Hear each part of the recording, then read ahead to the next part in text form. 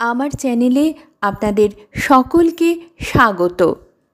আজ বলবো অশোক ষষ্ঠীর ব্রতকথা। চৈত্র মাসের শুক্লপক্ষের ষষ্ঠী তিথিতে এই ব্রত করতে হয়। ব্রত শেষে 6টি মুগ কলাই অশোক কুঁড়ি দিয়ে এবং দই সহ খেতে হয়। এই দিন ভাত খাওয়া নিষেধ।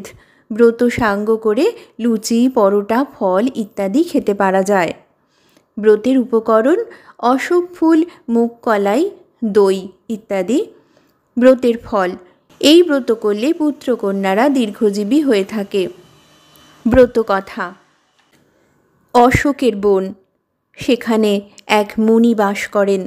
একদিন খুব ভোরবেলা ঘুম থেকে উঠেই তিনি দেখেন একটি ছোট্ট ভারী সুন্দরী মেয়ে অশোক গাছের তলায় পড়ে পড়ে কাঁদছে। মেয়েটির মতো এমন সর্বসুলক্ষণা কন্যা সচরাচর দেখা যায় না। তিনি মেয়েটিকে কোলে করে আশ্রমে নিয়ে এলেন। তারপর অতিশয় যত্ন সহকারে মানুষ করে তুলতে লাগলেন। অশোক গাছের তলায় কুড়িয়ে পেয়েছেন বলে মেয়েটির নাম রাখলেন অশোকা। মুনি যখন কোথাও বেরিয়ে যেতেন তখন এক কাণ্ড ঘটত। বনের ভেতর থেকে এক হরিণী বেরিয়ে মেয়েটির কাছে গিয়ে বসত।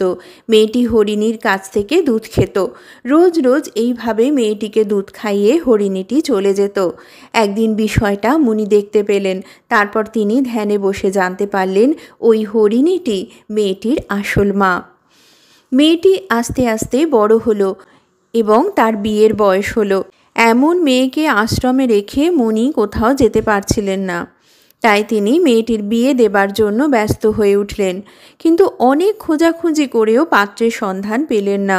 শেষ পর্যন্ত মুনি ঠিক করলেন, যা থাকে অদৃষ্টে, কাল ঘুম থেকে উঠে যাকে দেখব তারই সঙ্গে অশোকার বিয়ে দেব। মেয়ের কপালে কী আছে এই ভেবে রাত্রে মুনির ঘুম হলো না। অথচ আশ্চর্য ব্যাপার, সকালে ঘুম থেকে উঠেই তিনি দেখতে পেলেন এক রাজপুত্র কিছু লোকজন নিয়ে তার কুটিরের সামনে দাঁড়িয়ে। মুনির মনে আনন্দ আর ধরে না। তিনি রাজপুত্রকে তার সংকল্পের কথা বললেন এবং অশোকাকে এনে রাজপুত্রের হাতে সম্প্রদান করলেন। এরপর অশোকার আঁচলে কতকগুলো অশোক ফুল আর অশোকের বীজ দিয়ে বললেন, এই ফুলগুলি শুকিয়ে রাখিস মা, আর চৈত্র মাসে অশোক ষষ্ঠীর দিন এগুলো খেয়ে নিস, আর অশোকের বীজগুলো এখান থেকে তোর শ্বশুর বাড়ি পর্যন্ত ছড়াতে ছড়াতে যাস। আমার ইচ্ছে এখান থেকে শ্বশুরবাড়ি পর্যন্ত অশোকের এক বিথিপথ তৈরি হবে, যাতে কোনো দিন বিপদ হলে সেই বিথিপথ ধরে এসে তুই আমার কাছে আসতে পারিস এবং আমার খবর দিতে পারিস। আর এক কথা মা, অশোক ষষ্ঠীর দিন কিন্তু কখনোই ভাত খাবি না। মুনি এইসব বলার পর অশোকা মুনিকে প্রণাম করে হাতির দোলায় উঠে শ্বশুরবাড়ির দিকে চলল। অশোকা মুনির কথা মতো সারা পথের দুই ধারে অশোক বীজ ছড়াতে ছড়াতে গেল। রাজপুরীতে গিয়ে হাজির হতেই শ্বশুর শাশুড়ি খুশি হলো এবং আড়ম্বরের সঙ্গে বধূবরণ করে নিল। ওদের দিনগুলো খুব আনন্দেই কাটতে লাগলো। এক এক করে অশোকার 7 ছেলে আর 1 মেয়ে হলো। ছেলেমেয়েরা বড় হলো, তাদের বিয়ে হলো। অশোকার শ্বশুর শাশুড়ি তখন স্বর্গে। অশোকার যথেষ্ট বয়স হয়েছে, সে এখন জবরদস্ত গিন্নিবান্নি। চৈত্র মাস, অশোক ষষ্ঠীর দিন। সেই দিনই আবার শ্বশুরের শ্রাদ্ধ। সন্ধ্যার সময় অশোকা বউদের ডেকে বলল, আজ অশোক ষষ্ঠীর দিন, আমি ভাত খাবো না, তোমরা আমাকে 4টি মুগ কলাই ফুটিয়ে দিও। বউরা তাই করল। অশোকা খেয়ে দিয়ে শুয়ে পড়ল।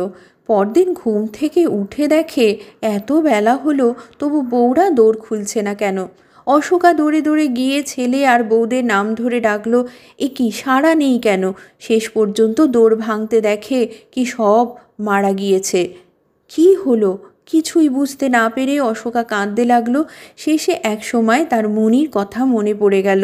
সে অশোক বিথি ধরে হাঁটতে হাঁটতে মুনির আশ্রমে গিয়ে হাজির। সব শুনে মুনি ধ্যানে বসলেন। ধ্যান ভঙ্গ হলে তিনি বললেন, কি জানিস মা, তোর বৌমারা তোকে যে ঘুঁটের আগুনে মুগ কলাই সেদ্ধ করে খাইয়েছিল, সেই ঘুঁটের ভিতর একটা ধান ছিল। সেই ধান ফুটে খই হয়ে গিয়ে সেই মুগ কলাইয়ের হাঁড়িতে পড়েছিল। তার ফলেই এই অঘটন ঘটেছে। অশোকা বলল, কিন্তু এখন কি করলে আমার এই বিপদ কাটবে বাবা? মুনি বলল, কোনো চিন্তা করিস না মা, আমার কমণ্ডলু থেকে জল নিয়ে যা, নিয়ে গিয়ে সবার গায়ে ছিটিয়ে দিলে সব ঠিক হয়ে যাবে।